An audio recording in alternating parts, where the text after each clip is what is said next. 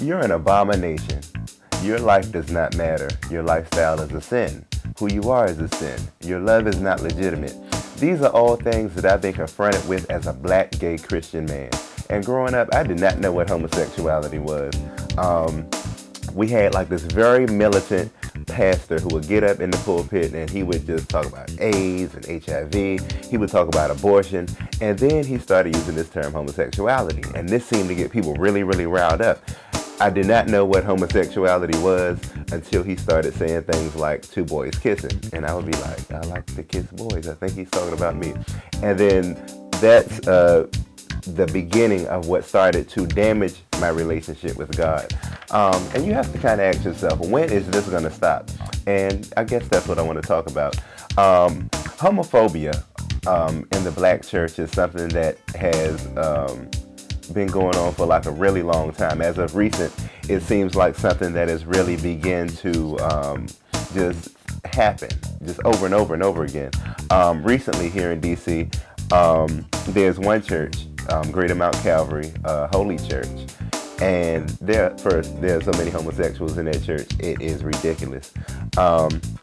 And they have two really good pastors. I'm not taking anything away from them, but they're very, very homophobic. The pastor is homophobic, and his wife can be a little on the edge. There have been a whole lot of incidents that have occurred at this church. One of the ushers, one of the ladies on the usher board, she forwarded an email to the pastor with over 150 different names of gay and lesbian members that were there in the choir and on the usher board. And it kind of makes you want to know, how does she know? Why does she care? But recently there's a report that surfaced called Calling Out Calvary. It's in our Metro Weekly here. It's a gay and lesbian news magazine. And it says he did a sermon entitled 2010, The Year We Win. Part of his sermon, he said, God, help me to please you in 2010.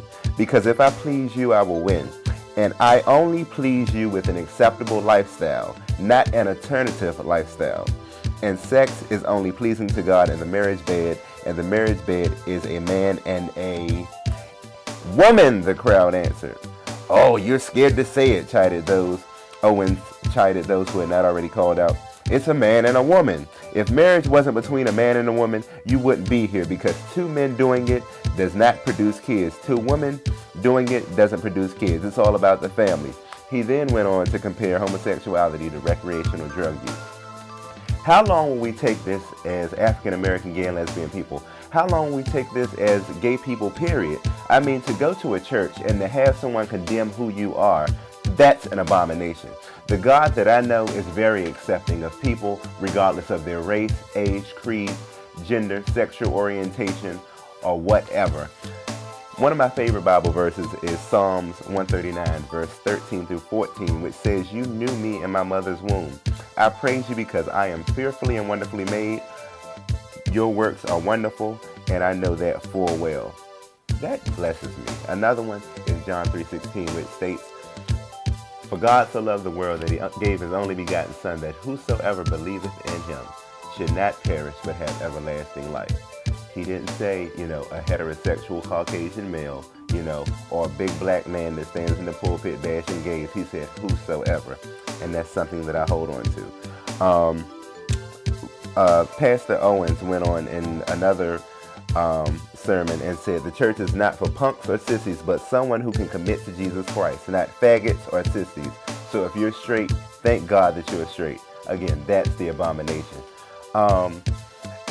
One of the things that really bothers me is I talk to some people who go to churches like this, and when I ask them why they stay, they say because I like the music, or because my friends go there, and then some of them are still in the closet.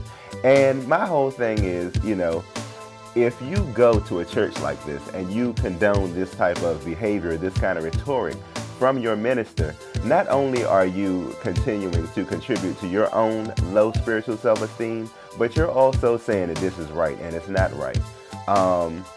One of the other things that really, really, really bothers me, like in the church, is you can be gay as long as you don't say it. We all know that a lot of those choir directors And a lot of those ushers are flaming queens. I mean, they get up there with jerry curls, jerry curls in 2010, but they wear their little jerry curls in their boots, and they get up there and they just direct the choir, and they're very flamboyant, and that's okay, as long as you don't verbally say, I'm gay. And I feel like part of that is taken away from who you are. You're not able to be who you are. And another Bible verse says, you know, you are to worship God in spirit and in truth. And if you can't do that in truth, then you're lying. Not only are you lying to yourself, but you're trying to lie to God. God knows who you are. So for you to allow yourself to subject or to be subjected to this type of thing, I feel like you're putting your relationship with God on the line. So all I'm saying in brief is that this has got to stop. This will only stop if we get up and walk out of these churches, just like this gay couple did at this church. You know, this will only stop if we stop paying our tithes and offerings and go to a church that affirms you. Go to a church that says, hey, be who you are loved, we love you, and that will support you. As long as you're not killing anyone, as long as you're not using drugs, as long as you're not being abusive to yourself, that's what's important. But if you love someone, you know, that's all that matters. You know, love is of God.